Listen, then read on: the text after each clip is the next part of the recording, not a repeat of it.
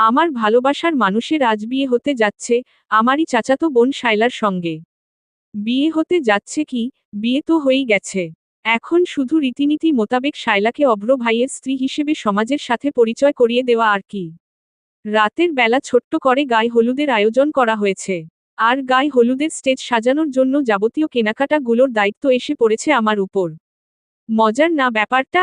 এরকম মুহূর্ত কারো জীবনে এসেছে কি না আমি জানি না, নাকি আমিই প্রথম যে হাসি মুখে বড় চাচির কাছ থেকে 1,000-5 টাকা চেয়ে নিয়েছি ফুল টুল কেনাকাটার জন্য। অভ্র ভাই বাসায় এসে সেই যে ঘরে গিয়ে ঢুকেছেন, আর বের হননি। হলেই তো আমার মুখোমুখি হতে হবে তাকে। তখন তো প্রশ্ন তুলতে পারি, এই অধমের কি এমন দোষ ছিল যার জন্য অভ্র ভাইয়ের স্ত্রী জায়গাটা আমি নিতে পারলাম না? কোন গুণে শায়লা আজ হাস্যমুখ করে প্রজাপতির ন্যায় উড়ু উড়ু করছে? কি ক্ষতি হতো যদি আমার নামের শেষে অভ্র ভাইয়ের নামটা জুড়ে যেত? বাক্যগুলো ডায়েরির পাতায় তুলতে তুলতে বাম হাত দিয়ে চোখের জলগুলো মুছে নিল পরন্ত। বাড়িতে মোটামুটি রমরমা ভাব চলে এসেছে ইতিমধ্যেই। একমাত্র বড় চাচিই মুখ গোমরা করে গায়ে হলুদের আয়োজন করছেন। তিনি চেয়েছিলেন ছোটখাটো আয়োজনের মাধ্যমে শায়লাকে ছেলের বউ হিসেবে ঘরে তুলে নিতে। শায়লাকে এমনিতেও পছন্দ করেন না তিনি, শায়লার উড়নচণ্ডী স্বভাবই এর জন্য অনেকাংশে দায়ী। মেয়েটা রূপে, গুণে থাকলেও মেজাজটা চটা চটা ধরনের। আর ভীষণ জেদি, এই জেদের বশবর্তী হয়েই তো পরন্ত থেকে তার ভালোবাসাকে ছিনিয়ে নিল এক প্রকার। ঘটনা হচ্ছে, গতকাল সন্ধ্যের আগে আগে অভ্র ভাইয়ার রুমে আসে শায়লা। অভ্র তখন অলস ভঙ্গিতে শুয়েছিল। শায়লা এসে ক্ষণকাল সময় চোখ দিয়ে অভ্রের হাত পা চেটে নিল। গলা সামান্য খাকারি দিয়ে ডাকল, অভ্র ভাইয়া। অভ্র কপাল কুঁচকে তাকাতেই সে বলল, আমার সাথে একটু যাবে? কই? প্রশ্ন করে অভ্র। মেয়েটার মতিগতি তার ভালো ঠেকে না। শায়লা যে তার উপর হাত পা পিছলে পড়েছে, সেটা স্পষ্টই বুঝতে পারে অভ্র। কিন্তু তার মনের মণিকোঠায় যে পরন্ত নাম লেখা। তার মন, শরীর, চিন্তাচেতনায় পরন্তেরই আনাগোনা। সেখানে অন্য কাউকে ভাবতেও পারে না অভ্র। শায়লা বলল, আমার বান্ধবীর আজ জন্মদিন। আমি একাই যেতাম, কিন্তু ওদের বাড়িটা একে তো অনেক দূরে, তার উপর সন্ধে হয়ে গেছে। তাই মা বলল, কাউকে নিয়ে যেতে। পাপনকে ধর গিয়ে। আমি পারবো না, আমার শরীর ভালো না, বলে বালিশে মুখ গুজল অভ্র। আহা, একটু গেলে কি এমন হবে বলো তো? আর বেশিক্ষণ থাকবো না, যাব, উপহার দিয়ে চলে আসব। পাক্কা প্রমিস। পাপন ছোট মানুষ, রাস্তাঘাটে একটা সমস্যায় পড়লে ও কি করবে? আর তুমি আমাদের সবার বড় ভাই। তুমি আমাদের দায়িত্ব নেবে না তো কে নেবে? অগত্যা অভ্রকে উঠতে হলো। হাতমুখ ধুয়ে ফ্রেশ হয়ে কালো রঙের শার্টটা গায়ে চাপাচ্ছিল, তখনই চপল পায় পরন্ত এসে ঘরে ঢুকল। শুনলাম, তুমি নাকি বাইরে যাচ্ছ? খানিকটা অভিমানী শোনালো পরন্তের কণ্ঠটা। অভ্র নির্ভার হাসল। হ্যাঁ, ওই শায়লাকে নিয়ে আর কি। শায়লা আপা যে তোমার উপর ফল করেছে, সে খবর টের পেয়েছ? তাতে কি, আমি কি তোকে ছাড়া কারো কথা ভাবতে পেরেছি নাকি পারবো? ভেবে দেখোই না একবার, মেরে আধা লুলা করে ফেলবো। পরন্ত ঠোঁট বাঁকালো। অভ্র এগিয়ে এসে তার মাথায় চাটি মেরে বলল, পাজি কোথাকার! বাড়ির সবাই আমাকে জমের মতন ভয় পায়, আর তুই কি না আমাকে লুলা বানাতে এসেছিস? সবাই আর আমি এক হলাম বুঝি? ভার ভার শোনালো পরন্তের গলা। অভ্র মুচকি হেসে পরন্তের কপাল থেকে চুল সরিয়ে দিয়ে বলে, না, আপনি তো আমার রানী, আর রানীর জন্যে শুধু লুলা কেন, জানটাও দিয়ে দিতে পারবো। এবার আমি যাই মহারানী মা। পরন্ত হাসতে চায় না, তবুও হাসিরা তার ঠোঁটে দখল করে। যান, দ্রুত আসবেন, আমি অপেক্ষা করব। পরন্ত রসেই অপেক্ষা আর যেন ফুরোয় না। রাত পার হয়ে গভীর হয়, অথচ শায়লা, অভ্র কারো কোনো খোঁজ মেলে না। জনের ফোনই বন্ধ। যতটা চিন্তিত বাড়ির সকলে, তার চাইতেও বেশি চিন্তিত পরন্ত নিজে। সেই সঙ্গে অদ্ভুত এক ছটফটানি। অভ্রের জন্য যতটা না দুশ্চিন্তা, শায়লার সঙ্গে থাকায় তার চাইতেও বেশি উৎকণ্ঠা। মনে পড়ে যায় অনেকদিন আগের একটি কথা, পরন্তের কপাল সই করে উড়ু চুমু ছুঁড়েছিল অভ্র। পরন্ত হাসতে হাসতে বাহিরে বের হচ্ছিল, তখনই শায়লার সামনে পড়ে গেল। শায়লা জানালা দিয়ে দেখেছিল ব্যাপারটা। সেদিনই শায়লা জানতে পেরেছিল, অভ্র আর পরন্তের মন দেওয়া নেওয়া অনেক আগেই হয়ে গিয়েছে। শায়লা দৃঢ় কণ্ঠে বলেছিল, দেখ পরু, আমরা সবাই চাচাতো ভাই বোন, সবাই কাজিন। তাই কারো সাথে কারো সম্পর্ক খারাপ হোক, এটা আমি চাই না। তুই তো জানিস, আমার মা বড় চাচার সাথে ঠিক করে রেখেছেন, অভ্র ভাইয়ের সঙ্গে আমার বিয়ের কথা। আমিও তাকে অনেক পছন্দ করি। মাঝ দিয়ে তুই এসে ঝামেলা পাকাস না। আমি কিন্তু কোনো না কোনো ভাবে অভ্র ভাইকে জিতে নেবই নেব। অভ্র তার বাবা মায়ের একমাত্র ছেলে। তামিজ উদ্দিনের পর মেঝ ভাই খোকন উদ্দিনের বড় মেয়ে শায়লা, ছোট মেয়ে নিতু। এরপর ছোট ভাই মিথুন উদ্দিনের বড় মেয়ে পরন্ত আর ছোট ছেলে পাপন। সবাই এতকাল যাবৎ একই সঙ্গে পৈতৃক ভিটাতেই থাকছেন। বলতে গেলে তারা একান্নবর্তী পরিবার। সেই সাথে আছেন দাদি মেহেরজান। ছোটবেলা থেকে সকলে একত্রে বড় হয়েছে। অভ্র আর পরন্তের বয়সের পার্থক্যটা সত্যি চোখে পড়ার মতো। তবুও কথায় আছে না, ভালোবাসা কোনো কিছু বিবেচনা করে হয় না। কার জন্য কখন কিভাবে মনের গোপন কুঠুরিতে এসে বংশবিস্তার করতে শুরু করে, তা কেউ জানে না। পরদিন সকালে অভ্র আর শায়লা বিধ্বস্ত অবস্থায় বাসায় ফিরে আসলো। শায়লা তো মায়ের বুকে ঝাঁপিয়ে পড়ে কান্না শুরু করে দিল আসার পর থেকেই। তবে সেটা তার সুখের কান্না, দুঃখের নয়। আর অভ্র লজ্জায় ঘরের খিল আটে। ঘটনা জানা যায় শায়লার মুখে। বান্ধবীর বাসা থেকে ফেরার পথে বৃষ্টির মুখে পড়ে যাওয়ায় রাস্তার পাশেই পরিত্যক্ত একটা ছাউনির নিচে নিজেদের আড়াল করে জনে। বেশ কিছু সময় সেখানে থাকার পরেও বৃষ্টি কমছে না দেখে জনেই বেশ চিন্তিত হয়ে পড়ে। কোনো রিকশা, বাহন কিছুই পাচ্ছিল না তারা। এমন সময়ে স্থানীয় কয়েকজন বখাটের দল সেখানে এসে উপস্থিত হলে তাদের নিয়ে বিভিন্ন বাজে মন্তব্য শুরু করে। অভ্র জানায়, শায়লা তার চাচাতো বোন। কিন্তু সবাই উল্টো বিদ্রূপ করে হেসে উঠে বিশ্বাসের বদলে। অভ্র ফোন করে বাসায় জানাতে চাইলে তারা জনের ফোনই কেড়ে নেয়। তারপর এক প্রকার বগল দাবা করে ওই এলাকার চেয়ারম্যানের নিকট যায়। সেখানে গিয়ে অভ্র আশ্চর্যের আতিশয্যে পৌঁছায় যখন শোনে, চেয়ারম্যানকে বখাটের দলেরা বলছে, ওদের জনকে নাকি ঝোপের আড়ালে বাজে কাজ করতে দেখে হাতে নাতে ধরা হয়েছে। শায়লা তো শুনেই কেঁদে ফেলে। অভ্র তখন মাটিতে মিশে যাওয়ার জোগাড়। চেয়ারম্যান যখন শুনল, এরা অন্য এলাকার ছেলে মেয়ে, তখন সে নিজেও পেয়ে বসল। অভ্র থেকে মোটা অঙ্কের টাকা দাবি করে, বিনিময়ে অভ্র বলে বাসায় জানাতে ওদের পরিস্থিতিটা। তারা তখন বাসায় জানায় তো নাই, উল্টো দুটোকে ধরে বেঁধে বিয়ে পড়িয়ে দেয়। অভ্র যখন কবুল বলছিল, তার গলায় সবটুকু শ্বাস গিয়ে আটকে ছিল। অপরদিকে শায়লা বেশ গদগদ হয়েই কবুল বলে। সে তো একদিক থেকে খুশিই হয়েছে অভ্রকে নিজের করে পেয়ে। সবটা শোনার পর বাড়িতে মোটামুটি একটা বিধ্বস্ত অবস্থা হয়ে গেল। সবাই নীরব স্নায়ুযুদ্ধে ভেঙে পড়লেন। শেষে দাদি উপায় বাতলে দিলেন, যা হওয়ার হয়েছে। আল্লাহ পাক এদের কপালে এভাবেই বিয়ে লিখে রেখেছিলেন। আর দুটোই বাড়ির ছেলে মেয়ে, তাই আর দেরি না করে পারিবারিকভাবে বিয়ে সম্পন্ন করা উচিত। সেই রেশ ধরেই আজ তাদের গায়ে হলুদের অনুষ্ঠান করা হবে, যদিও তা একদম ছোটমোটো করে। পরন্তের মা নাসরিন ঘরে এসে ঢুকলেন। পরন্ত হুড়মুড় করে ডায়েরি ভাঁজ করল। নাসরিন সেদিকে লক্ষ্য করলেন না, বরং চেঁচালেন, কি রে, তুই বসে আছিস কেন? ওদিকে কত কাজ, আয়, হাত লাগা আমার সঙ্গে। পরন্ত শক্ত কণ্ঠে বলল, আমি পারবো না মা, আমাকে ফুল আনতে হবে। ও, ফুলের দায়িত্ব তোকে দিছে নাকি? আচ্ছা যা তাহলে, দেরি করিস না। এমনিতেই কত কাজ, সময় কই, শোন, বেছে বেছে আনবি। সুন্দর দেখে, মরা, শুকনো, চ্যাপটা লেগে আছে এমন ফুল আনবি না বুঝছিস? পরন্ত চোখের জল সামলে উঠে দাঁড়ালো। পার্স ব্যাগটা হাতে নিয়ে বেরোতে বেরোতে শুনল, নাসরিন বলছেন, শত হোক, এই বাড়ির প্রথম বিয়ে বলে কথা। পরন্ত বাইরে এসেই আগে চোখের জল মুছল। অবাধ্য অশ্রুগুলো কিছুতেই বাদ মানছে না। শায়লা গুনগুন করে গান গাইছে। 10টা বাজছে ঘড়িতে। শিখা আঁচলে হাত মুছতে মুছতে ঘরে ঢুকতেই শায়লা উঠে দাঁড়ালো। মা, আমি যাব না। কই, শপিংয়ে? না, না, বউয়ের জিনিসপত্র ছেলের বাড়ি থেকে কিনবে। তুই যাবি কেন আবার? আরে আজব, আমরাই তো। তবুও, এখন আর ওরা তোর চাচা চাচি সম্পর্কে নেই। এখন থেকে তারা শ্বশুর শাশুড়ি, আমার বেআইন। বুঝছিস, নিয়মকানুন তো মানতেই হবে। তুই এখানে আয়, বসো। তোর সাথে আমার কথা আছে। শিখা মেয়ের হাত ধরে বিছানায় বসলেন। কি বলবে মা? হ্যাঁ রে শায়লা, তুই খুশি তো? দেখ, বিয়েটা যেভাবে হয়েছে। তাই বলে ছাড়াছাড়ি তো করিয়ে দিতে পারি না বল। তোর বাবা অবশ্য বলেছিল একবার, যা হয়েছে দুর্ঘটনা ভেবে ভুলে যাও। জনকে তালাক করিয়ে দাও। শায়লা ব্যতিব্যস্ত হয়ে উঠল। না, না, ভুলেও এই ধরনের সিদ্ধান্ত নিতে যেও না তোমরা। বিয়ে যেভাবেই হোক, আমি মন থেকে মেনে নিয়েছি। আর শায়লা মুখ নামালো লজ্জায়। শিখা তারা কণ্ঠে বললেন, আর কি? আর হলো গিয়ে, আমি তো অভ্র ভাইকে আগে থেকেই পছন্দ করতাম। শিখা শায়লার পিঠে মৃদু চাপড় দিলেন। ভাই কিসের? এখন থেকে নাম ধরে ডাকবি। আর আমি জানি তুই ওকে আগে থাকতেই পছন্দ করতিস। এই জন্যে আমিও তো তোকে অভ্রের হাতেই দিতে চাইছিলাম। যাক, যেভাবেই হোক, আমার দোয়া কবুল হলো। হু, শায়লা মুখ নামিয়ে রাখল। তার মনের বাগানে হরেক প্রজাপতির ভিড় লেগেছে। তারা সব লাগাম হারা ভাবে উঠছে।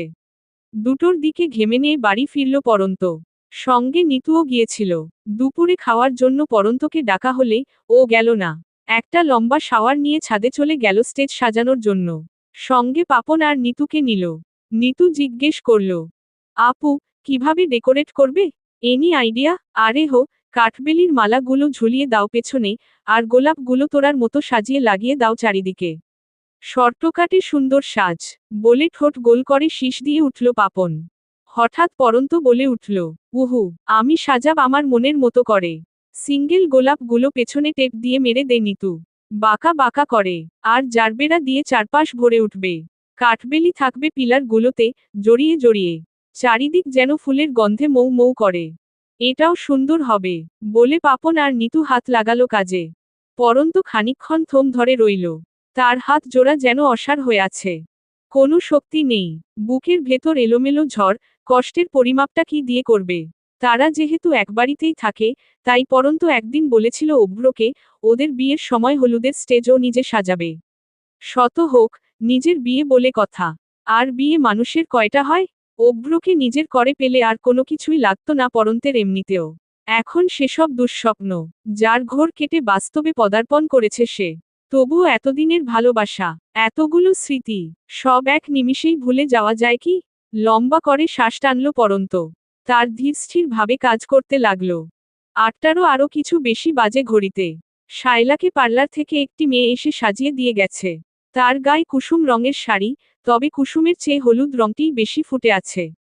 কানে, হাতে, গলায়, মাথায়, কাঁচা গোলাপের গয়না। এত অল্প সময়ে এত কিছু কিভাবে জোগাড় করে ফেলল, কে জানে। পরন্ত শুধু চেয়ে চেয়ে দেখল। তার পাশ কাটিয়ে শায়লাকে স্টেজে উঠিয়ে বসানো হলো।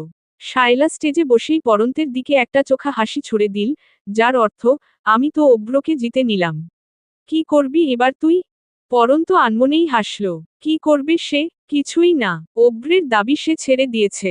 অনার্সটা শেষ হলেই সে দেশ ছাড়তে চাইবে, যে কোনো মূল্যে।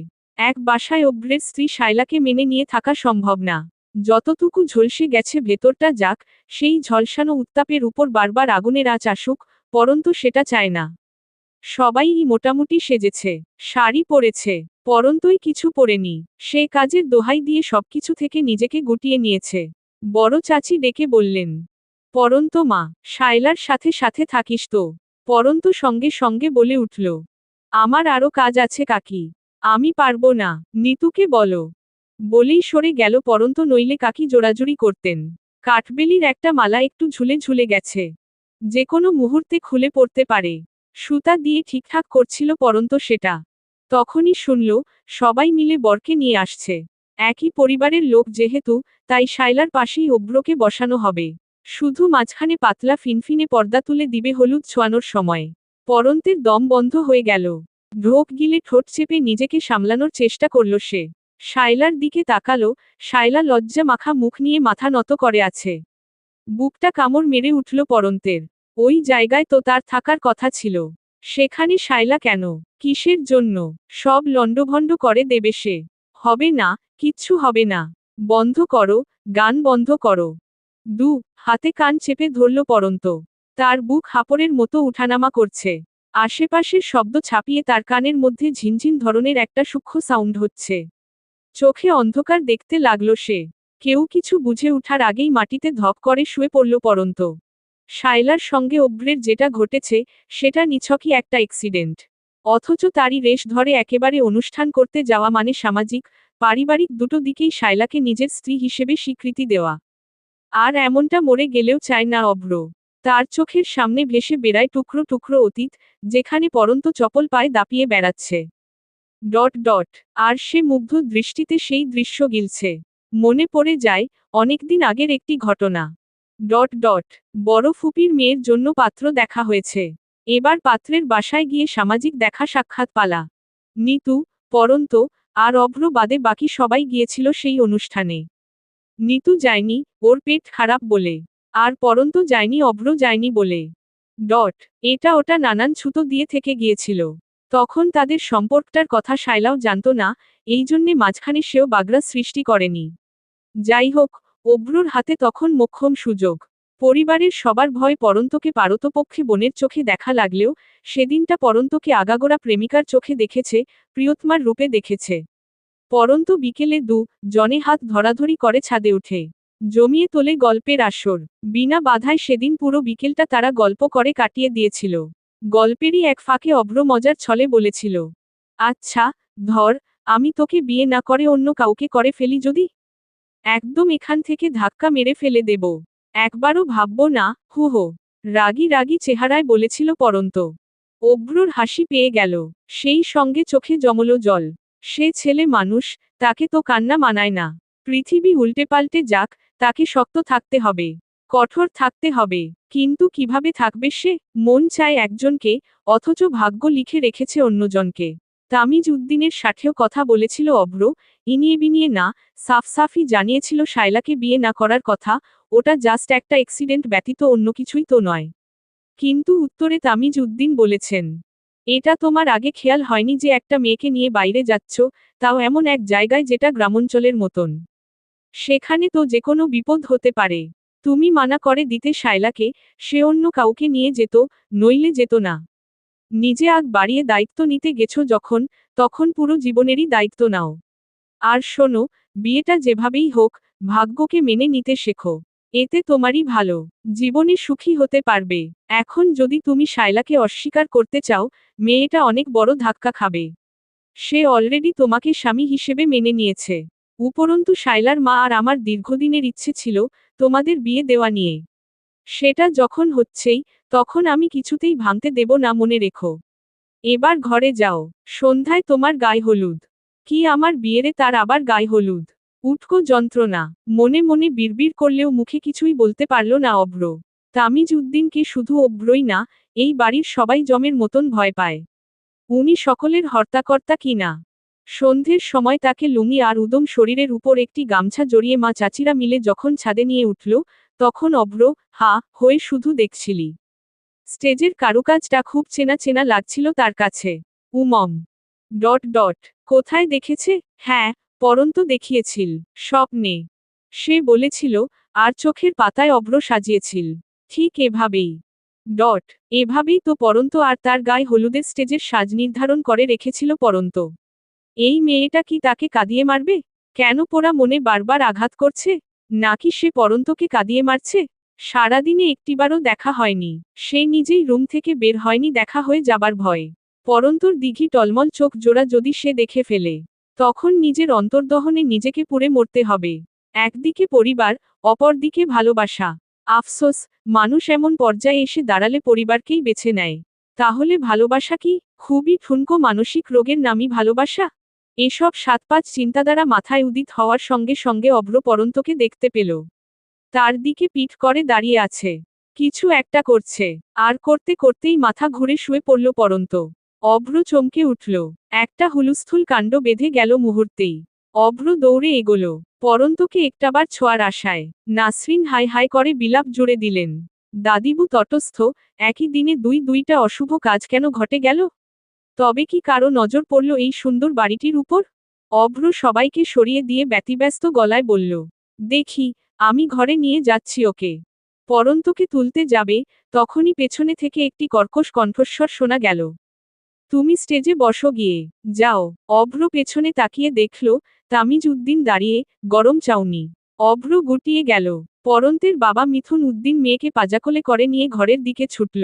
নাসরিনকে শোনা গেল, বলছেন, সারাদিনে কিচ্ছু খায় নাই, অথচ কত জায়গায় দৌড়াইল।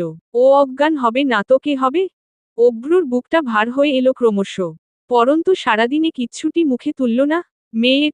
মেয়েটা জীবনে এগিয়ে যাক খোদা, আমাকে ভুলে যাক মনে মনে প্রার্থনা করল সে। তাকে ধরে বসানো হলো শায়লার পাশে। পরন্তু অজ্ঞান হয়েছে, তা নিয়ে শায়লার ভেতর কোনো উৎকণ্ঠা নেই। সে খুশি, তার পাশে অভ্র এসে বসায়। অভ্র একবারও শায়লার দিকে তাকালো না। চোয়াল শক্ত করে বসে রইল। নাক মোছার বাহানায় টিস্যু দিয়ে বারবার চোখ মুছতে লাগল।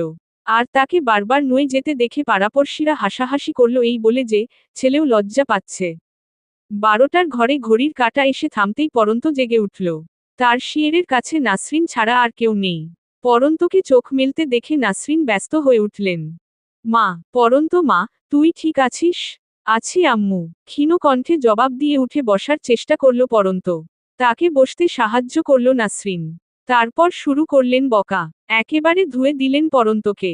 এটাও বললেন, যদি ফের খাবারে অনিয়ম করে তবে চেলাকাঠ দিয়ে পিটিয়ে পিঠের ছাল বাকড়া তুলে ফেলবেন। পরন্ত একটি শব্দ উচ্চারণ করল না। নাসরিন থামলে সে শুধু প্রশ্ন করল, আম্মু, অনুষ্ঠান কি শেষ? কিছুক্ষণ আগেই শেষ হইছে। এখন ওদিকটা গুছানো হচ্ছে। বিরিয়ানি খাচ্ছে সবাই। তোর জন্য নিয়ে আসি, খাবি? পরন্ত ফাঁকা ঢোক গিলল। তার অজ্ঞান হওয়া দেখেও কি করে পারল অভ্র গায়ে হলুদ মাখতে? এতটা পাল্টে গেল একদিনেই? পাষাণ। অবশ্য শায়লার মতো আগুন সুন্দরী পেলে তো শ্যামলাকে কালাই মনে হবে সবার কাছে। এ আর নতুন কি? কিরে, আনবো বিরিয়ানি? না আম্মু, ওসব তৈলাক্ত খাবার ভালো লাগছে না। তুমি আমাকে সাদা ভাত দাও। সাথে একটু ভর্তা করে দিতে পারবে? এই রাতে ভর্তা ভাত খাবি? ওই যে শুটকির একটা ভর্তা করো না তুমি। 5 মিনিটেই হয়ে যায় যে, ওটা বানিয়ে দাও। কয়টা খেয়ে ঘুমাই। শরীর ভালো লাগছে না, বলে মিথ্যে হামি তুলল পরন্ত। নাসরিন হেসে ভর্তা বানাতে গেলেন। মায়ের হাতে বেশ আয়েশ করেই ভাত খেল পরন্ত। তারপর শুয়ে পড়ল। ওর শরীর খারাপ দেখে নাসরিনও আজমিয়ের সঙ্গেই ঘুমোলেন। পুরো বাড়ি নিস্তব্ধ, নিঝুম হয়ে উঠলেও ঘুম এলো না পরন্তের চোখ জোড়ায়। সে কাঁদছে, নিঃশব্দে, একাকী, খুব সঙ্গোপনে। পাছে কেউ টের পেয়ে যায় তাই হা করে কাঁদছে। একটু শব্দ হলেও যে মা বুঝে যাবে। এই কষ্ট তার একার, এখানে কারো ভাগ নেই। কাউকে বুঝতে দিলেও চলবে না। ভালোবাসাটা যেমন তার একার ছিল, এবার কষ্টটাকেও একা মনে পুষতে হবে। পরদিন বেশ আড়ম্বর করে না হলেও মোটামুটি আয়োজনে শায়লাকে অভ্রর স্ত্রী হিসেবে সামাজিক স্বীকৃতি দেওয়া হলো। অসুস্থতার বাহানা দিয়ে পুরোটা সময় ঘরের খিলেটে শুয়ে রইল পরন্ত। যখন উচ্চ আওয়াজে গান বাজানো হলো, সে কানে হেডফোন গুজে নিজের পছন্দের গান শুনতে লাগল। একবার শুধু শুনল, সবাই সমস্বরে বলছে, আলহামদুলিল্লাহ। পরন্ত তখন আর থামাতে পারল না নিজেকে। বিছানায় ঝাঁপিয়ে পড়ে হাপুস নয়নে কেঁদে গেল। অতিরিক্ত কান্নার ফলে সন্ধ্যের পরপরই গা কাঁপিয়ে ধুম জ্বর এলো পরন্তর। নাসরিন মেয়েকে নিয়ে চিন্তায় পড়ে গেলেন। অনুষ্ঠানের ফাঁকে ফাঁকে এসেও বারবার মেয়েকে দেখে যেতে লাগলেন। এদিকের ঝামেলা শেষ হলেই একবার ডাক্তারের কাছে নিয়ে যাবেন বলেও মনস্থির করলেন। 8টার পর দরজায় টোকা পড়লে নাসরিন গিয়ে খুলে দিলেন। শায়লা এসেছে। পরন্ত কই চাচি, আমার বিয়েতে ওকে একবারের জন্যেও দেখলাম না। ওর শরীরটা অনেক খারাপ রে মা। ঘুমোচ্ছে, যা ভেতরে। শায়লা ভেতরের রুমে এসে দেখল পরন্ত কাঁথা গায়ে জড়িয়ে ঘুমোচ্ছে। ওর কপালে হাত রেখে কিছুটা চমকে উঠল শায়লা। প্রচুর জ্বর। এই প্রথম পরন্তের জন্য শায়লার মন খারাপ হলো। আশাভঙ্গ হওয়ায় মেয়েটা ভেঙে গুড়িয়ে গেছে। একদিনেই চেহারার দিকে তাকানো যাচ্ছে না। ফোলা চোখমুখ তার কান্নার সাক্ষী। আচ্ছা, কাউকে কাঁদিয়ে কেউ কি সুখী হতে পারে? শায়লা ভেতরে ভেতরে ভয় পেয়ে গেল। সে নিজেই নিজেকে বোঝানোর চেষ্টা করল। আরে আমি তো কিছু করি নাই। ওর ভাগ্যে অভ্র নাই, তাতে আমার কি দোষ? নাসরিনের সঙ্গে টুকটাক কথা বলে শায়লা বিদায় নিতেই ফোঁস করে নিঃশ্বাস ফেলে চোখ খুলল পরন্ত। শায়লার কণ্ঠ শুনেই সে ঘুমের ভান ধরেছে। বউ সাজে শায়লাকে দেখার বিন্দুমাত্র ইচ্ছে তার নেই। আচ্ছা, আজ তো তাদের বাসর রাত। যতই হোক, অভ্র নিশ্চয়ই শায়লাকে নিজের কাছে টেনে নিবেই নিবে। অভ্রর গালে কত শত চুমু খেয়েছে পরন্ত। আর আজ সেখানে শায়লা আদর করে দিবে। অভ্রর বুকে প্রায়ই মাথা রেখে হৃদযন্ত্রের ধুকপুকানি শুনত পরন্ত। অথচ আজ থেকে তা শায়লার দখলে চলে গেল। অভ্র ঠিক যেভাবে যেভাবে তাকে আদর করত, আজ শায়লাকে তার চেয়েও বেশি আদরে মুগ্ধ করে তুলবে। হাপরের মতো বুকটা ওঠানামা করতে লাগলো পরন্তের। এই কষ্ট, এই জ্বালা, কাকে বোঝাবে সে? পুরো পৃথিবীতে এমন কেউ কি নেই পরন্তের কষ্টটা বোঝার? তাকে সান্ত্বনা স্বরূপ দুটো বাক্য বলার? কেউ কি নেই যার কাছে মন খুলে কাঁদা যাবে? পরন্তের চোখ দিয়ে জল পড়তে শুরু করলো আবার। অস্থির লাগছে প্রচুর। অন্তরে তোলপাড়। মনবাড়িতে করাঘাত চলছে। ভেতর থেকে কেউ চিৎকার করে কাঁদছে। না চাইতেও মন অভিশাপ দিচ্ছে। তুমি সুখে থাকতে পারবে না অভ্র। একদম পারবে না। আবার অপর মন বলছে, ছি ছি এসব বলিস না। যে তোর ছিলই না, তাকে নিয়ে এসব ভাবনা বন্ধ কর। অল্প সময়ের আবেগে গা ভাসিয়ে আজ তার শাস্তি পাচ্ছিস। তুই তোর মতো ভালো থাক, তাকে তার মতো ছেড়ে দে। প্রকৃতির প্রতিশোধ বলে একটা কথা আছে। নাসরিন ঘরে ঢুকে চমকে গেলেন। পরন্ত পাগলের মতো কাঁদছে। তিনি এক প্রকার ছুটে গিয়ে মেয়েকে জড়িয়ে ধরলেন। পরন্ত, কি হইছে মা, কি হইছে তোর, বল আমাকে। কষ্ট হচ্ছে মা, খুব কষ্ট হচ্ছে। আমার দমটা বন্ধ হয়ে আসছে মা। আমার কথা সম্পূর্ণ করার আগেই মায়ের বুকে নেতিয়ে পড়ল পরন্ত। নাসরিন চমকের উপর চমক খেলেন। তামিজ উদ্দিন নিজে এসে অভ্রকে তার রুমে ঢুকিয়ে দিয়ে বাহির থেকে দরজার ছিটকিনি আটকে দিলেন। অভ্র রাগে ফেটে পড়ল, তবে সেটা মনে মনে।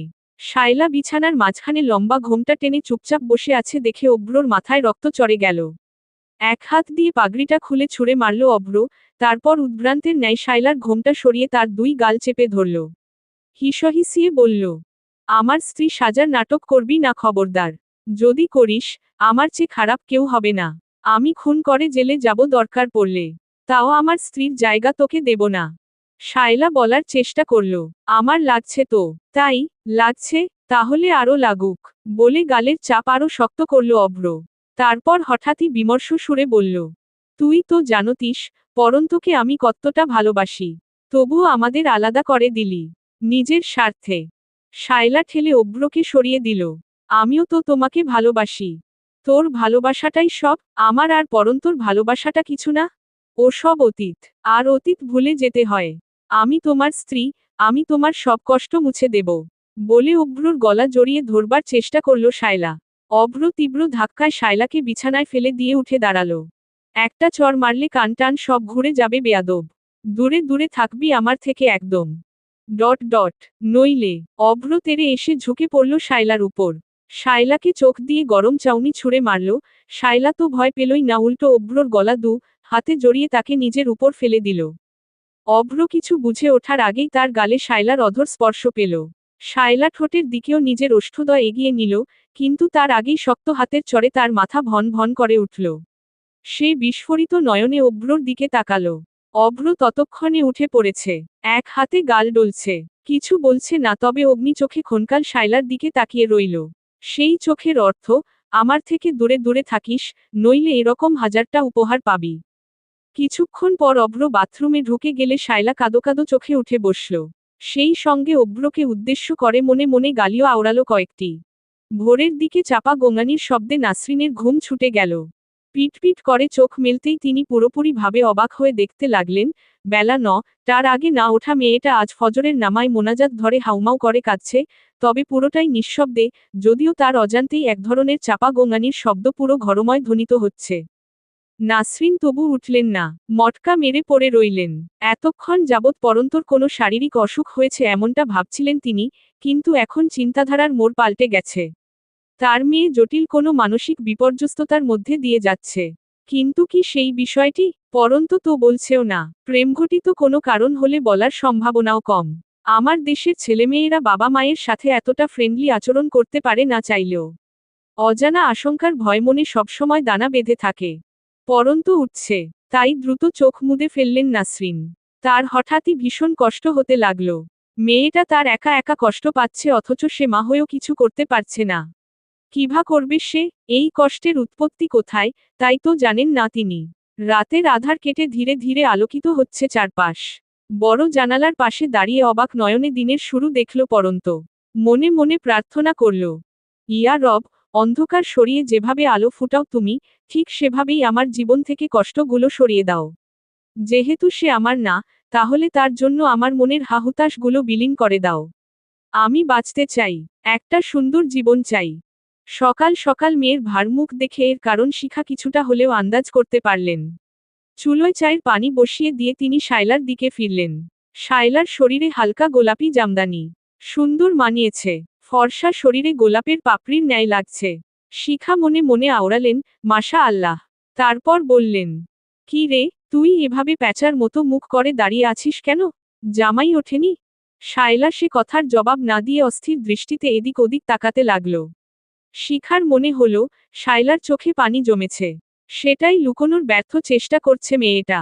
শিখা এগিয়ে এসে মেয়ের কাঁধে হাত রাখলেন। কি হইছে মা, আমাকে খুলে বল। শায়লা নিজের আবেগ ধরে রাখতে পারল না আর। শিখার সামনেই কেঁদে দিল। ও আমাকে মেনে নেয়নি মা। কথাটি শুনে শিখা মোটেও চমকালেন না, বরং এটিই স্বাভাবিক। একটা দুর্ঘটনার বশবর্তী হয়ে বিয়েটা হওয়া, একদিনেই সবকিছু মেনে নেওয়া যায় না নিশ্চয়ই। সময়ের প্রয়োজন। সময়ই পারে সব সম্পর্ককে নতুনভাবে জুড়ে দিতে, আবার ভেঙেও দিতে। এতে এত কান্নাকাটি করার কি আছে? আজ না মেনে নিছে, কাল নিবে। কাল না নিলে পরশু। শোন, বিয়ে যখন হইছে, তখন মেনে নিতেই হবে। তুই ওকে সময় দে, বুঝলি? তার সামনে সেজেগুজে থাকবি সব সময়। ওর খেয়াল রাখবি, হাসিমুখে কথা বলবি। দেখবি, তোর মায়াজালে অভ্র ফাঁসবে। এরকম ফ্যাচ ফ্যাচ করলে কোনোদিনই মেনে নিবে না। নে, চোখ মুছো এবার। শিখা নিজেই শায়লার চোখ মুছিয়ে দিলেন। তারপর চায়ের পানিতে চা পাতি, চিনি আর দুধ দিয়ে কিছুক্ষণ জাল করে গাঢ় চা তৈরি করলেন। 1 কাপ চা শায়লার হাতে দিয়ে বললেন, এটা নিয়ে যা। খেতে না চাইলে জোর করবি না, রেখে চলে আসবি চুপচাপ। ওকে বুঝাবি যে তুই তাকে সময় দিয়েছিস নিজেকে মানিয়ে নেওয়ার জন্য। একসময় না একসময় সে ফিরবেই তোর কাছে। বিয়ে ব্যাপারটাই এমন, আল্লাহর আলাদা রহমত থাকে এতে। শায়লাকে দেখে মনে হলো মায়ের কথায় সে অনেকটাই শান্ত হয়েছে। চুপচাপ চায়ের কাপ নিয়ে নিজেদের রুমের দিকে যাত্রা শুরু করল। বাহিরে ঝলমলে রোদ, উত্তপ্ত আবহাওয়া, সূর্যের রশ্মি জানালা ভেদ করে টাইলসের মেঝের উপর এসে আছড়ে পড়েছে। টাইলস চিকচিক করছে, দেখতে সুন্দর লাগছে। সেদিকে তাকিয়ে একটা দীর্ঘশ্বাস ছাড়ে অভ্র। পরন্তু যদি আজ তার জীবনে থাকত, তবে তার জীবনটাও এরকম চোখমকে হতো। সুন্দর আর আকর্ষণীয় হতো। আফসোস, পরন্তকে সে হারিয়ে ফেলেছে। পরমুহূর্তেই নিজের চিন্তাভাবনায় বাধা দিল নিজেই। পরন্তকে কেন হারাবে সে? পরন্ত কোথাও যায়নি। বিয়ে হয়েছে তো কি হয়েছে? শায়লাকে ডিভোর্স দিবে দরকার পড়লে। একটা ঘোরের মধ্যে চলে গিয়েছিল তখন অতিরিক্ত উত্তেজনায়। নইলে এই বাড়ি ছেড়ে কোথাও পালিয়েও তো যেতে পারত অভ্র। ইস, চোর পালালে যে বুদ্ধি বাড়ে, এই তার বাস্তব প্রমাণ। এই জন্যেই গুরুজনেরা বলেন, বিপদের সময় উত্তেজিত না হয়ে মাথা ঠান্ডা রাখতে। দরজা দিয়ে কারো আগমনের উপস্থিতি টের পেয়ে অভ্র ভাবনার গতিপথের রাশ টেনে ধরল। আর চোখে দেখল, শায়লা এসেছে। তার হাতে চায়ের কাপ। প্রতিদিন সকালে ঘুম থেকে উঠেই চা খাওয়াটা অভ্রর অনেকদিনের অভ্যাস। কিন্তু এতদিন এই চাটা পরন্ত এনে দিত। একদিনের ব্যবধানে সেটা শায়লার দখলে চলে গিয়েছে। বুক ফুঁড়ে আবারও একটি দীর্ঘশ্বাস বাতাসে মিশিয়ে দিয়ে ঝটপট উঠে পড়ল অভ্র। একটা টি শার্ট গায়ে চাপাতে চাপাতে বাথরুমের দিকে এগোতেই শুনল, শায়লা বলছে, তোমার চা। অভ্র না চাইতেও থামল। শায়লার এসব বউ বউ আদিক্ষেতা একদম সহ্য হচ্ছে না। একটা উপহার পেয়ে বোধহয় তোর মজা লেগে গেছে, তাই আরও উপহার চাইছিস। বারে, আমি কি করলাম? এই বউ হওয়ার নাটকটা করতে মানা করছিলাম না? শায়লার মেজাজ চটে গেল। এভাবে অপদস্থ হয়ে থাকা যায় না। বিয়েটা হয়েছে না যেন মাথা কিনে নিয়েছে অভ্র। যেটা বলবে সেটাই শুনতে হবে। সিরিয়ালের নায়িকার মতো এখন তার থেকে দূরত্ব বজায় রেখে চলতে হবে। কত নাটক! মাথাটা জোর করে ঠান্ডা করল শায়লা। মা বারবার করে বলে দিয়েছেন, মেজাজ না দেখিয়ে বুদ্ধি দিয়ে কাবু করতে। আচ্ছা, আমি চা রেখে চলে যাচ্ছি। আর শোনো, আমি মোটেও বউ হওয়ার নাটক করছি না। তুমি মানো বা না মানো, আমি তোমার বউই।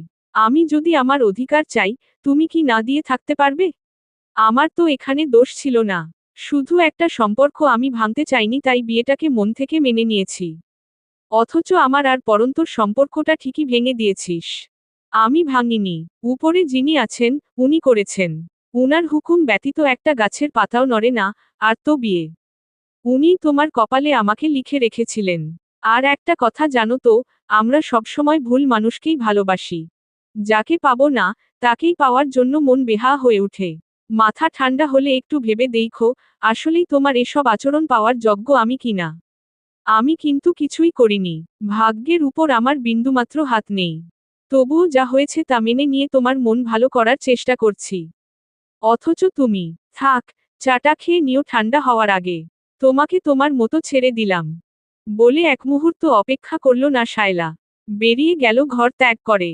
অভ্র হতভম্বের ন্যায় দাঁড়িয়ে রইল। শায়লার কথাগুলো কানে বাজছে তার। আসলেই তো, শায়লার কি আদৌ কোনো দোষ আছে? সেও যেভাবে চাপে পড়ে বিয়েটা করেছে, শায়লাও চাপে পড়েছিল। আর একবার বিয়ে হয়ে গেলে সেখান থেকে সহজে বেরিয়ে আসতে চায় না, এমনটাই মেয়েদের সাইকোলজি। সম্পর্ক ভাঙতে প্রচুর ভয় আর জোরতা কাজ করে তাদের মনে। এই জন্যে কত মেয়েরা ভালোবাসা নেই, তবুও দায়বদ্ধতা মেনে নিয়ে যুগের পর যুগ হাসি মুখে সংসার করে যাচ্ছে। অভ্র ছোট্ট একটি নিঃশ্বাস ফেলল। সঙ্গে সঙ্গে তার মন জানান দিল, শায়লার মিষ্টি মিষ্টি কথায় ভুলে যাস না সবকিছু।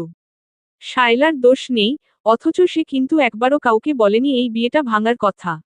যদিও সে জানত, তোর পোড়া মন একজনের অনুপস্থিতিতে পড়ছে। তার সাথে খারাপ ব্যবহার না কর, ভালো ব্যবহারও করার দরকার নেই। নির্বিকার থাক, সময় সুযোগ আর পরিস্থিতি বুঝে বাসায় বল যে শায়লার সাথে তোর যাচ্ছে না। তুই এই সম্পর্ক থেকে মুক্তি চাস। তারপর পরন্ত তোর, শুধুই তোর। আজকে যে করেই হোক, পরন্তর সঙ্গে কথা বলতে হবে। অভ্র বিহনে পরন্ত নিশ্চয়ই ভেঙে পড়েছে। কথাগুলো ভাবতেই অভ্র নিজের ভেতরে এক ধরনের ছটফটানি অনুভব করল। দ্রুত ফ্রেশ হয়ে বেরিয়ে পড়ল ঘর ছেড়ে। উদ্দেশ্য, পরন্তকে খোঁজা। নাশতার টেবিলে পারিবারিক মিটিং বসেছে। দাদিবু 3 ছেলেকে উদ্দেশ্য করে বললেন, আজকে যদি তোদের বাপ বেঁচে থাকতো, সে যে কি খুশি হইত। আহারে, মানুষটা অকালেই চলে গেল আমাদের ছেড়ে। মৃত স্বামীর স্মৃতিচারণ করতে গিয়ে উনার গলার স্বর ভারী হয়ে আসে। তামিজ উদ্দিন বললেন, আম্মা, আপনি কাঁদবেন না। আব্বা নাই কে বলছে, উনি আমাদের সাথেই আছে আর সবই দেখে। উনি নিশ্চয়ই অভ্র আর শায়লার বিবাহবন্ধনে খুশি হইছে। খোকন উদ্দিন বললেন, আম্মা, একটা কাজ করলে কেমন হয়? ওরা নতুন দম্পতি, অথচ আব্বার দোয়া পাবে না, এটা কেমন কথা? তাই চলেন, আজকে সবাই মিলে গ্রামের উদ্দেশ্যে রওনা দেই।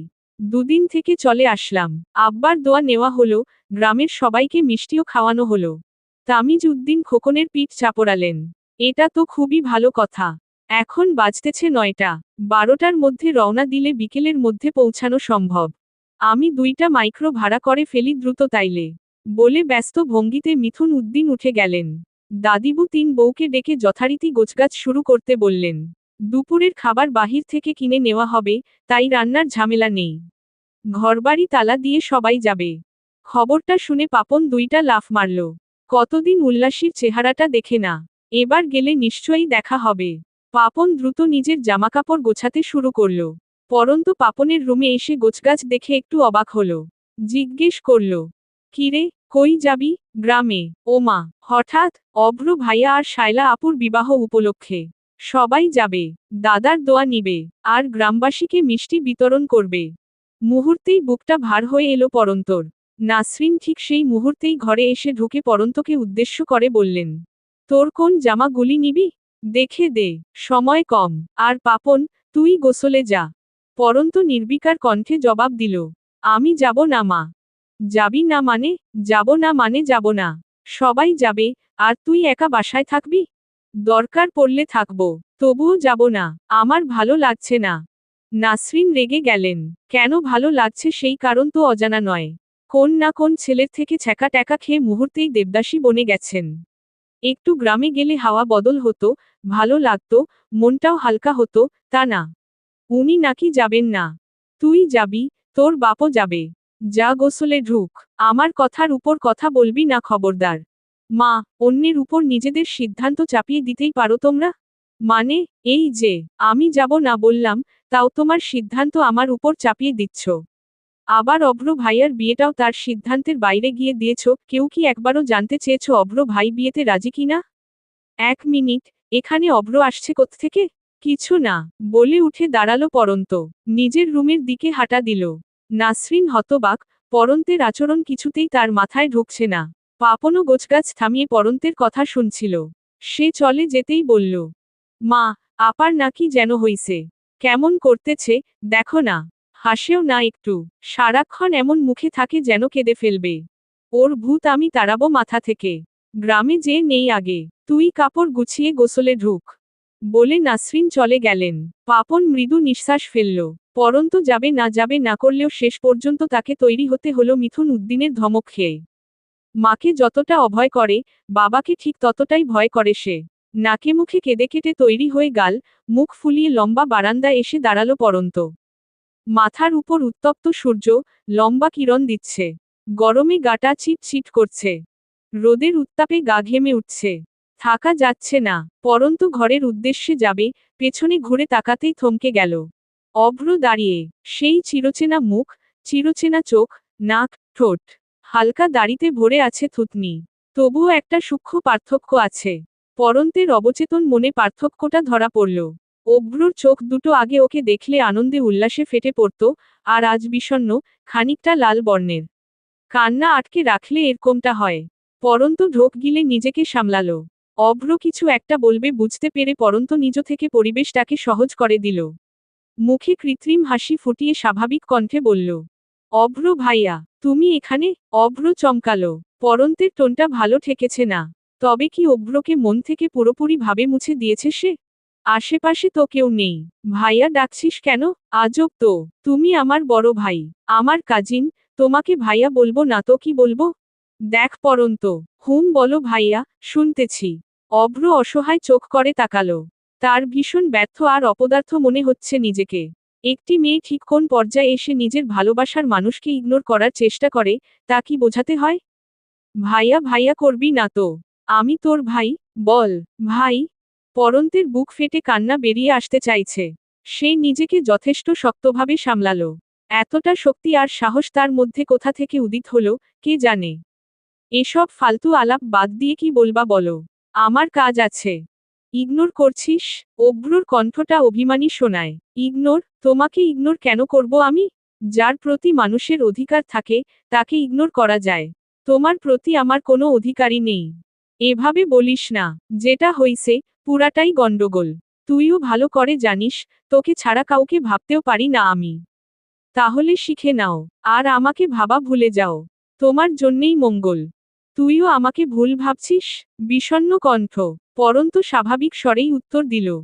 তুমি আমার এমন কে হও যে তোমাকে ভুল ভাবব? আমি কেউ হই না, না। দেখো পুরনো জিনিস মনে রাখার মতো মেয়ে আমি না। ইট কিন্তু নরম মাটি দিয়ে তৈরি হয়। অথচ সেটাকে পোড়ালে কতটা শক্ত আর কঠিন হয়ে ওঠে, তুমিও জানো। আশা করি, আর ভেঙে বলতে হবে না।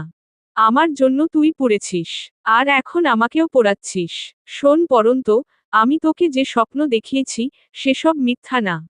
এখনো কিচ্ছু হয়নি। আমি শায়লাকে ডিভোর্স দিব। তারপর তোকে। বাকি কথা শেষ হওয়ার আগেই পরন্ত হাতের ইশারায় অভ্রকে থামতে বলে নিজে তাচ্ছিল্যের সঙ্গে বলল, 1 মিনিট, 1 মিনিট। বিয়েটা একটা খেলা তোমার কাছে, তাই না? তুই কি চাইছিস আমাকে বল তো? তোকে ভুলে শায়লাকে নিয়ে সুখের সংসার করি? অভ্র অধৈর্য হয়ে উঠল। আজ না হয় কাল, শায়লা তোমাকে জিতে নিবে। আমি জানি। আমাকে বোঝাতে এসো না। আমি অনুভূতি মাটি চাপা দিয়েছি। সেই মাটি খুঁড়তে এসো না প্লিজ। আমার সামনে না এলেই বরং ভালো। আমি হোস্টেলে সিট পেলেই চলে যাব। ততদিন তুমি আর তোমার শায়লা আমার থেকে দূরে দূরে থাকো। আমার মেজাজ যদি একবার খারাপ হয়, তামাম দুনিয়া ফাতা ফাতা করে ফেলব। শান্ত আছি, শান্ত থাকতে দাও। পরন্ত চলে যেতে নিলে অভ্র হাত ধরে ফেলল। অগ্নি চোখে তাকালো পরন্ত। দৃষ্টি দিয়ে যেন বলছে, হাত ছাড়ো। অভ্র ছাড়ল না, আরো শক্ত করে চেপে ধরল। একজন ভালোবাসা পেতে চাইছে নতুন করে, আরেকজন ভালোবাসা ভুলতে চাইছে সম্পূর্ণরূপে। কি হবে এই দুইজনের ভবিষ্যৎ? হাতটা ছাড়ো। শান্ত কিন্তু দৃঢ় কণ্ঠে বলে উঠতেই অভ্র আরেকটু এগিয়ে এসে গোয়ারের ন্যায় বলল, ছাড়ব না। আমার মেজাজ অত্যধিক গরম হচ্ছে। রাতে একজন আর দিনে আরেকজন নিয়ে থাকার শখ হইছে নাকি? তুমি এসব কি বলছো পরন্ত? আমি শায়লাকে। ছি। পরন্ত হাসল অল্প একটু। হাত ছাড়ো, যেতে দাও। ছাড়ব না, বললাম তো। অভ্র এবার দৃঢ় কণ্ঠে বলল, ছাড়বে না? না। কথাটি মাটিতে পড়ার আগেই গালে তীব্র থাপ্পড়ের অনুভবে চকিতে পরন্তের দিকে তাকালো অভ্র। লজ্জায় মাটিতে মিশে যেতে ইচ্ছে হচ্ছে তার। পরন্ত তাকে চড় মারল। এমনটা কি কোনোদিনও কল্পনাতেও ভেবেছিল অভ্র? পরন্ত হিসহিসিয়ে বলল, আমি যেটুকু আঘাত পেয়েছি, তার তুলনায় এটা খুবই কম। নিজের স্ত্রীর হাত ধরে টানাটানি করো গে যাও। ভুলেও আমাকে আগুনে ডোবাতে আসবে না। It's a warning. বলে পরন্ত চলে গেল। অভ্র গালে হাত দিয়ে দাঁড়িয়ে রইল বোকার মতো। সে এসেছিল কি করতে, আর হলো কি? এখন তো নিজেরই অভিমান জমছে পরন্তের উপর। তবে কি এখানেই তাদের সম্পর্কের সমাপ্তি? দুটো মাইক্রো ভাড়া করা হয়েছে। সবাই মাইক্রোর সামনে জড়ো হয়ে দাঁড়িয়ে আছে। পরন্ত এক কোনায় চুপচাপ দাঁড়িয়ে রয়েছে। তার গায়ে সাদা রঙের থ্রি পিস, তাকে দেখতে স্নিগ্ধ লাগছে। অভ্র একনজর তাকিয়েই চোখ সরিয়ে নিল। এখনো পরন্তের দেওয়া থাপ্পড়ের দৃশ্যটা চোখের সামনে ভাসছে। অভিমানী হচ্ছে মন। অথচ দীর্ঘ বছরের ভালোবাসার স্বপ্নগুলো এক নিমিষে ভেঙে দেওয়ায় পরন্ত কতটা অভিমানী হয়ে উঠেছে, তা কি আদৌ বুঝতে পারবে অভ্র? পরন্তের পাশে এসে শায়লা দাঁড়ালো। পরন্ত ফিরেও তাকালো না। শায়লা নতুন বউয়ের মতো করে সেজেছে। বিয়ের পর থেকে কেউ তাকে শায়লা বলে ডাকছে না। সবাই অভ্রের বউ, অভ্রের বউ বলে বলে মুখে ফেনা তুলছে। বিষয়টা একজন প্রেমিকার কাছে কতটা যন্ত্রণার তা বোঝার ক্ষমতা বোধ করি ভুক্তভোগী ছাড়া আর কারো নেই। শায়লা গা ঘেঁষে দাঁড়ালো, এবার ফিসফিস করে ডাকল, এই পরু। পরন্তু চোখা চাউনিতে তাকালো, সাড়া প্রদান করল না। তার মেজাজ এখন অল্পতেই গরম হয়ে যায়, সবকিছু কেমন অসহ্য আর বিষাদ লাগে। ছ্যাঁকা খেলে মানুষ বোধ হয় কাঠখোট্টা হয়ে উঠে। আমরা যে গাড়িটায় যাব, ওটাতেই তোর জন্য সিট রেখেছে চাচ্চু। তুই ওটাতে না গিয়ে অন্যটায় যাস কেমন? দেখ, অভ্র আমার স্বামী। তোদের একত্রে কাছাকাছি থাকা আর ঠিক না, যত থাকবি, ততই কষ্ট পাবি। শিয়ালের সামনে মুরগি রাখলে শিয়ালের স্বভাব তো খারাপ হবেই, কি তাই না? গা জ্বলে উঠল পরন্তের। শায়লার দিকে ফিরে তাকিয়ে জোরপূর্বক হাসি ছুড়ে দিল। চিবিয়ে চিবিয়ে বলল, ভালোবাসার দখল ছেড়ে দিতে পারছি, আর সামান্য একটা সিটের দখল ছেড়ে দিতে পারবো না? শায়লা চুপসে গেল, মাথা ঝাঁকিয়ে অন্যত্র চলে গেল। পরন্তর বুক চিরে দীর্ঘশ্বাস বেরিয়ে এলো। বাতাসে কেউ বিষ মিশিয়ে দিয়েছে বোধ করি। এক গাদা বমি করে, আবারও জ্বরে পুড়ে, দুর্বল শরীর নিয়ে মাগরিবের আগে আগে গ্রামের বাড়ি পৌঁছায় পরন্ত। তাকে দেখে মনে হচ্ছে, সে দাঁড়াতেও পারবে না। নাসরিনের কানের কাছে ফিসফিস করে মিথুন উদ্দিন বললেন, তোমার মেয়ের হইছেটা কি? হঠাৎ করে এরকম দুর্বল হয়ে পড়ল কেন? মেয়ের দিকে খোঁজখবর রাখো নাসরিন? নাসরিন বিস্ময় প্রকাশ করল স্বামীর কথায়। মিথুনের এই কথায় একটা অন্যরকম সুরের আভাস পাওয়া গেল। তিনি কোনো জবাব প্রদান করলেন না। কাঠ হয়ে বসে রইলেন। গ্রামের বাড়িটিতে মূলত কেউই থাকে না। সবাই শহরে থাকায় গ্রামের বাড়ি তালা দিয়ে রাখা হয়। সেই চাবি আকলিমা নামের একজন দুসম্পর্কের আত্মীয়ের কাছে থাকে। তিনি 3টি বাড়ির পড়ে থাকেন। মাঝে মাঝে তালা খুলে পুরো বাড়ি গোছগাছ করে রাখাই তার দায়িত্ব। বিনিময়ে মাস শেষে তাকে কিছু অর্থ দেওয়া হয়। খোকন উদ্দিন আসার আগেই আকলিমাকে জানিয়ে দিয়েছিলেন যে তারা যাচ্ছে। তাই সকাল সকাল আকলিমা আর তার মেয়ে উল্লাসী মিলে পুরো বাড়ি নতুনভাবে সাজিয়েছে। পরিষ্কার করেছে। রাতের জন্য রান্নাও করে রেখেছে। পরন্তদের গাড়ি গিয়ে উঠোনে থামতেই আকলিমা বেরিয়ে এলেন। উল্লাসী এলো না। সে এবার সবেমাত্র ক্লাস 10-এ উঠেছে। দিন বাদেই পরীক্ষা। সে তাদের বাসায় চলে গিয়েছে। পড়ছে। পাপন আতিপাতি করে পুরো বাসা খুঁজে উল্লাসীকে না পেয়ে বুঝল, সে তাদের বাসায় রয়েছে। কিন্তু এখন তো যাওয়া সম্ভব না। আগে ফ্রেশ হোক, সবাই একটু থিতু হোক, তারপর না হয় যাওয়া যাবে। পাপন ঠোঁট গোল করে শীষ দিতে দিতে নিজের জন্য বরাদ্দকৃত রুমের দিকে এগোয়। এর আগে যতবার এসেছে, ততবারই অভ্র আর পাপন এক রুম শেয়ার করে থেকেছে। আর পরন্ত, শায়লা, নিতু এক রুমে থেকেছে। এখন অবশ্য পাপন একাই এক রুমে থাকতে পারবে। অভ্র আর শায়লার জন্য সুন্দর একটি রুম সাজানো হয়েছে। পরন্ত আর নিতু শেয়ার করবে এক রুম। পরন্তকে ধরে দাঁড়িয়ে আছেন নাসরিন। গম্ভীর গলায় বারবার বলছেন, আর একটু হাঁট। এই তো চলে আসছি। পরন্ত হাঁটতে চাইছে না। ওর শরীর পুরোপুরিভাবে জোর ছেড়ে দিয়েছে। অভ্রর পাশ কাটিয়ে যাওয়ার সময় পরন্ত একবারও অভ্রর দিকে তাকালো না, কিন্তু অভ্র ঠিকই তাকিয়ে রইল। সে জানে, এই শারীরিক অসুস্থতার উৎপত্তি মনের থেকে। মানসিকভাবে মানুষ ভেঙে পড়লে শারীরিকভাবেও ভেঙে পড়বে। তবুও কেন অভ্রর কথা শুনতে চাইছে না এই মেয়ে? অভ্র স্পষ্ট দেখছে, তাকে ছেড়ে পরন্ত থাকতে পারবে না। পারছেও না। দিনে এই অবস্থা। আর দিন গেলে ওর লাশটাও তো খুঁজে পাওয়া যাবে না। অভ্র শিউরে উঠে। এসব কি ভাবছে সে? নিজেই নিজেকে প্রমোদ দিল। না, না, পরন্ত আর যাই করুক, নিজেকে শেষ করার মতন মেয়ে নয়। নিতু এগিয়ে গেল। নাসরিনকে উদ্দেশ্য করে বলল, আমি আপাকে ঘরে নিয়ে যাচ্ছি। আপনি ওদিকে যান চাচি। চাচা খুঁজছে। নিতুর হাতে পরন্তকে দিয়ে নাসরিন স্বস্তির নিঃশ্বাস ফেললেন। নিতু পরন্তকে ধীরস্থির ভাবে নিজেদের ঘরে নিয়ে গেল। বিছানায় শুইয়ে দিল। তারপর নিজেও পাশে বসল। পরন্তর শরীর অত্যধিক গরম, জ্বরে গা পুড়ে যাচ্ছে। তার চোখজোড়া যেন স্বচ্ছ দিঘির পানিতে টইটম্বুর। পরন্তর হাতজোড়া নিতু আঁকড়ে ধরে বলল, আপা, আমার থেকে কিচ্ছু লুকোবে না বলে দিলাম। তোমার কি হইছে, বলো তো। পরন্ত জবাব দিল না। ফ্যালফ্যাল করে শূন্য দৃষ্টি নিয়ে ক্ষণকাল নিতুর মুখপানে তাকিয়ে থেকে চোখ সরিয়ে নিল। ক্ষীণ কণ্ঠস্বরে বলে উঠল, এখান থেকে যা নিতু, একা থাকতে দে। না আপা, তুমি আমাকে যতক্ষণ না বলবে তোমার কি হইছে, আমি যাব না। অবশ্য আমি কিছুটা হলেও আন্দাজ করতে পারছি। কি আন্দাজ করছিস? পরন্তের এবার একটু ভয় হলো।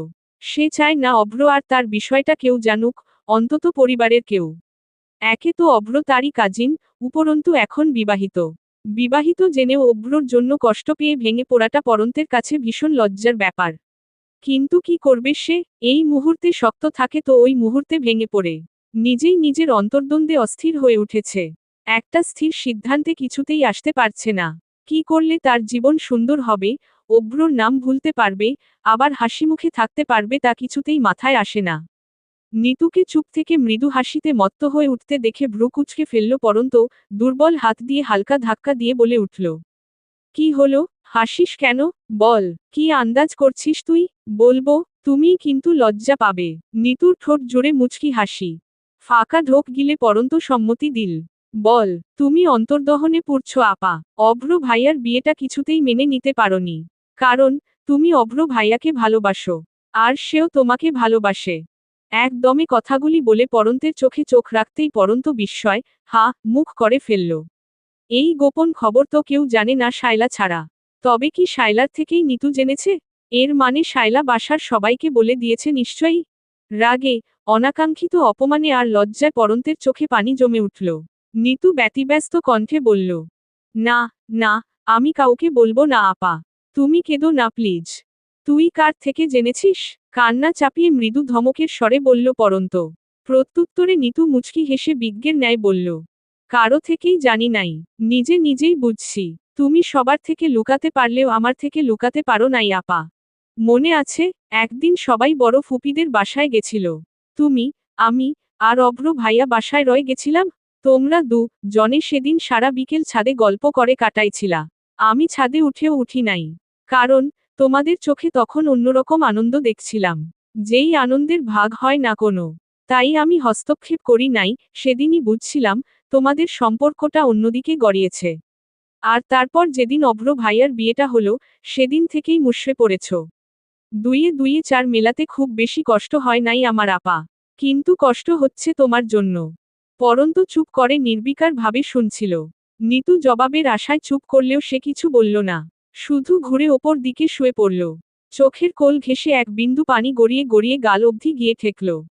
নিতু সশব্দে মৃদু শ্বাস ফেলে নিচু কণ্ঠে বলল, আমি কাউকে বলবো না আপা। তোমার কষ্টগুলো সহ্য হয় না আমার। যদি পারতাম, কিছু একটা করতাম। নিতু উঠে দাঁড়ালো। পরন্ত ঠিক তখনই ডেকে উঠল, নিতু। তুই যেই তথ্য জানিস, তা মিথ্যে এমনটা আমি বলবো না। তবে হ্যাঁ, খুব যে সত্যি, তাও না। আমি নিজেকে সামলাতে শিখে গেছি। আমার আর অত কষ্ট হচ্ছে না বিশ্বাস কর। শুধু বুকটা ভার হয়ে থাকে। অভ্রর পাশে যখন শায়লা আপুকে দেখি, তখন আমার বুকে চিলিক মেরে উঠে। এটাও কমে যাবে দেখিস। আমি নিজেকে সামলাতে পারবো একদিন পুরোপুরি। অবশ্যই পারবে। পারতে তোমাকে হবেই। তুমি জানো, শায়লা আপু আমার আপনা বোন হলেও, তোমাকে তার চাইতেও বেশি ভালোবাসি। কারণ, আমি যখন ছোট ছিলাম, তুমি আমাকে কাটা বেছে মাছ খাইয়ে দিতে। শায়লা আপু কোনোদিন ছুঁয়েও দেখেনি। ভ্রু করে উঠল নিতু। পরন্ত উঠে বসে নিতুকে এক হাতে জড়িয়ে ধরল। ওসব বাদ দে, কাউকে বলিস না বোন। পায়ে পড়ি। ছি আপা, তুমি না বললেও বলতাম না, এটা তোমার ব্যক্তিগত গোপন অধ্যায়। যদি সবাইকে জানাতেই চাইতে তবে তো বিয়ের দিনই বলে দিতে, তাই না? অভ্রই তো এগোয়নি। ও কি পারত না বিয়েটা ভেঙে দিতে যেকোনো মূল্যে? ও তো ছেলে। কিন্তু না, বিয়ে টিয়ে করে এখন আসছে আমার সাথে নাটক করতে। পরন্তর কণ্ঠ দিয়ে রাগ ঝরে পড়ে। নিতু বলল, কেন, তোমাকে কি বলে আপা? বলে, শায়লা আপুকে ডিভোর্স দিয়ে আমাকে। থেমে যায় পরন্ত। শত হোক নিতু শায়লার বোন, তাকে অনায়াসে সব বলা কি ঠিক হবে? কিছুটা অবিশ্বাসী চোখে নিতুর দিকে তাকালে নিতু আশ্বস্ত ভরা হাসি ছুড়ে দেয়। বাদ দাও, আমি জানতে চাই না। ওসব তোমাদের পার্সোনাল ব্যাপার। আর আপা যেটা করেছে, তার জন্য যে শাস্তি পাবে দেইখো। তবে তুমি যাই করো না কেন, সব দিক বিবেচনা করে তবে আগাইও। ভালোবাসাকে প্রায়োরিটি দিতে গিয়ে এমন কিছু করে বসো না, যাতে আমাদের পরিবারের মানুষগুলা কষ্ট পায় আপা। পরন্ত কিছু বলল না। নিতু উঠে দাঁড়ালো। তুমি শুয়ে থাকো, আমি একটু ফ্রেশ হয়ে আসি। আচ্ছা। পরন্তর গায়ের উপর কাঁথা টেনে দিয়ে নিতু চলে গেল। হাত ভাঁজ করে তার উপর মাথা রেখে চুপচাপ শুয়ে রইল পরন্ত, তার অবচেতন মন ভাবছে, সামনে আর কি কি পরিস্থিতির সৃষ্টি হতে পারে। অভ্র রুমে ঢুকেই হকচকিয়ে গেল।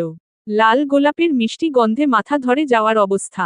এত সুন্দর করে রুমটা সাজালো কে? আর কেনই বা সাজালো? অভ্র বাইরে বেরিয়ে সোজা মায়ের খোঁজ করল। অভ্রর মা বারান্দা দিয়েই হেঁটে আসছিলেন, মাঝপথে ছেলের সঙ্গে দেখা হয়ে গেল। অভ্রকে রীতিমতো রাগে কাঁপতে দেখে সে খানিকটা অবাকই হল। কি হইছে আব্বু, তুমি রাইগা আছো কেন? আম্মু, এসব কি? কোন সব? আমার ঘর সাজাইছে কে? আকলিমা লোক দিয়া সাজাইয়া রাখছে।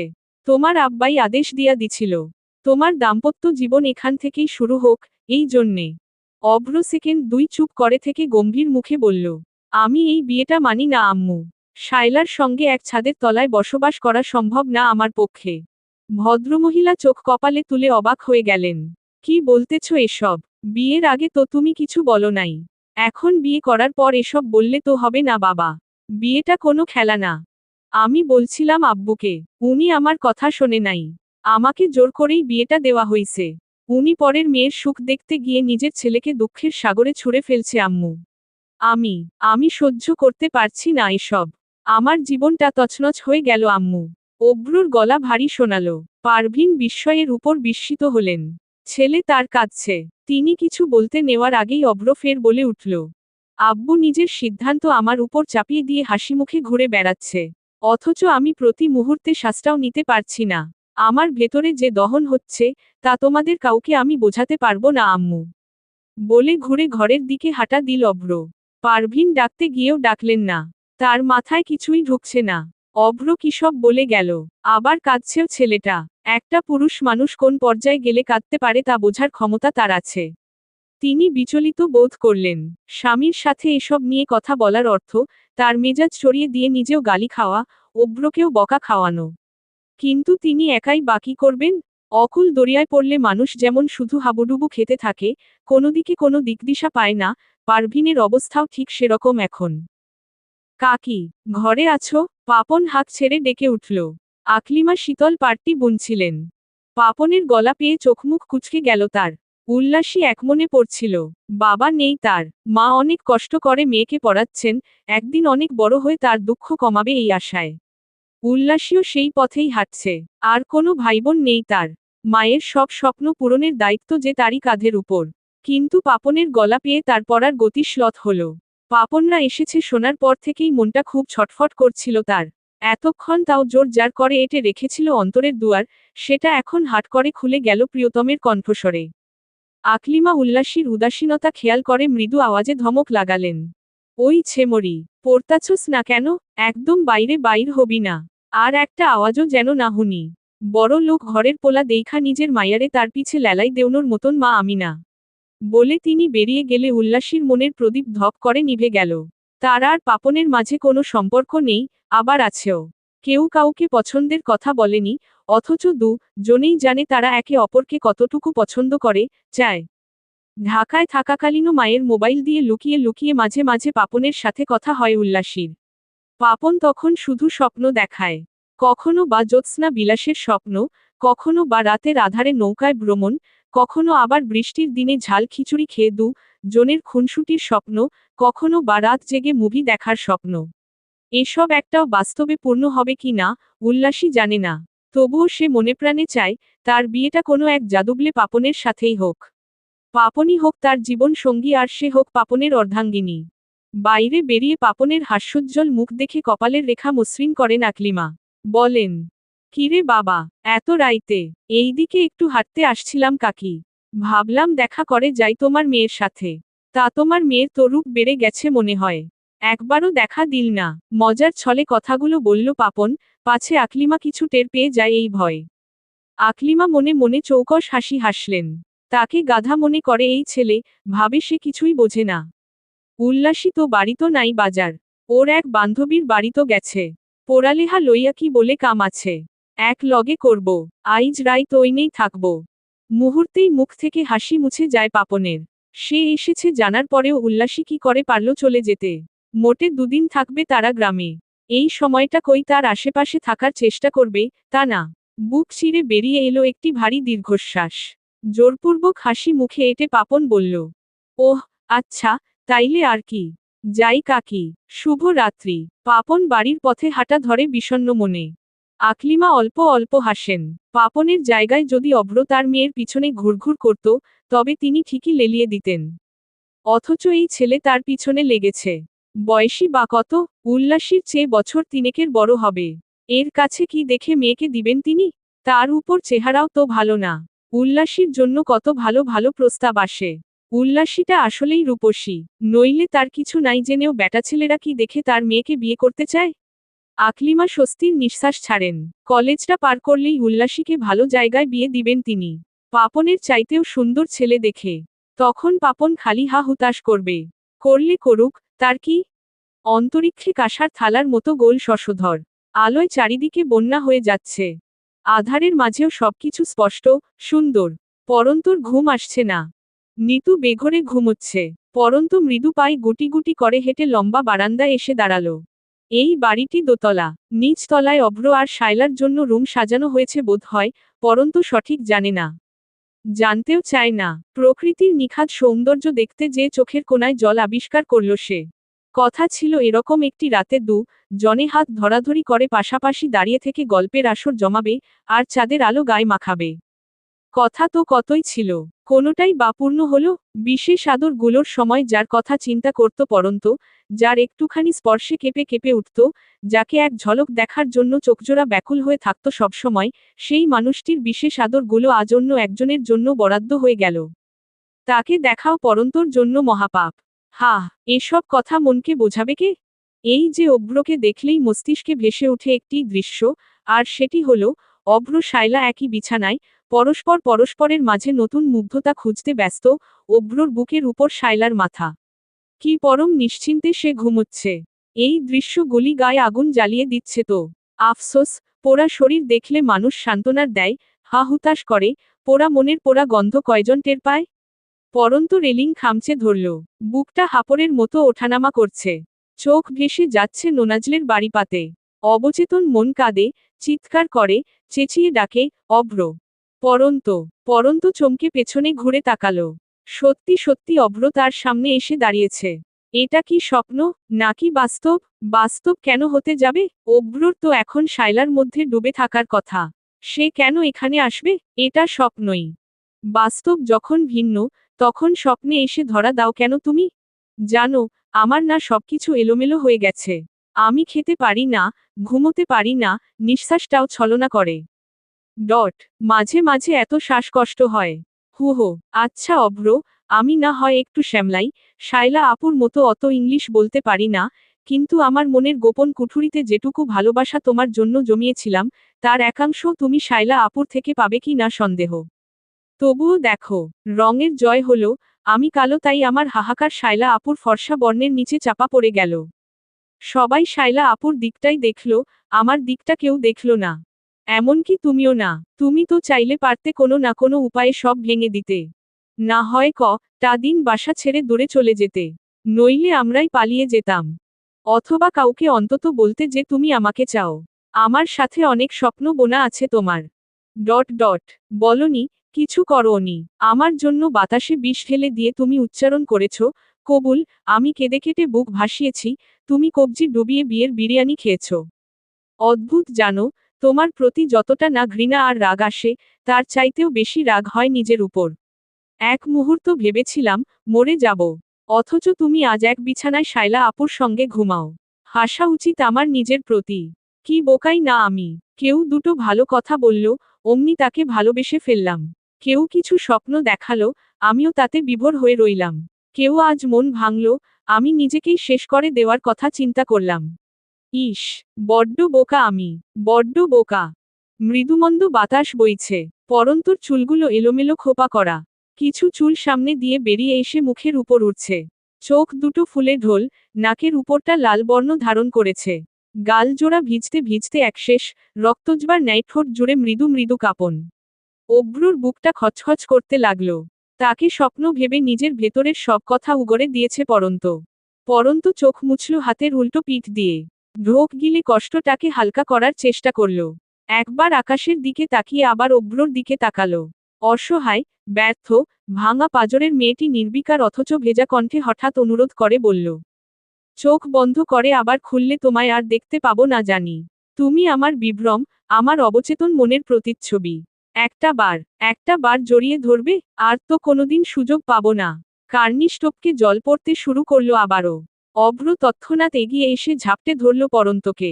শক্ত করে। পরন্তও মিশে গেল তার বাহুডোরে। অভ্রর পিঠ খামচে ধরে ফুপিয়ে উঠল আচমকাই। গোঙানি বেরিয়ে এলো মুখ ভেদ করে। এত ভালোবাসে যাকে, তাকে ভুলে জীবনে নতুন করে আগাতে পারবে কি পরন্ত? নতুন করে বাঁচতে শিখবে কি আদৌ? চাঁদের আলোয় চারিদিক থই থই করছে। কিছু আলো এসে অভ্র, পরন্তকে ছুঁয়ে যাচ্ছে। একজোড়া কপত কপতির ভাঙা মনের আর্তনাদের সাক্ষী হয়ে রইল নির্লিপ্ততা নয়নে তাকিয়ে থাকা অন্তরিক্ষের শশধর। না, না, আরও একজন। যে সিঁড়ির একদম মাথায় চুপচাপ দাঁড়িয়ে আছে। অভ্রকে খুঁজতে এসে এমন কিছুর মুখোমুখি হতে হবে, শায়লা কল্পনাতেও ভাবেনি। তার পিত্তি জ্বলে যাচ্ছে রাগে।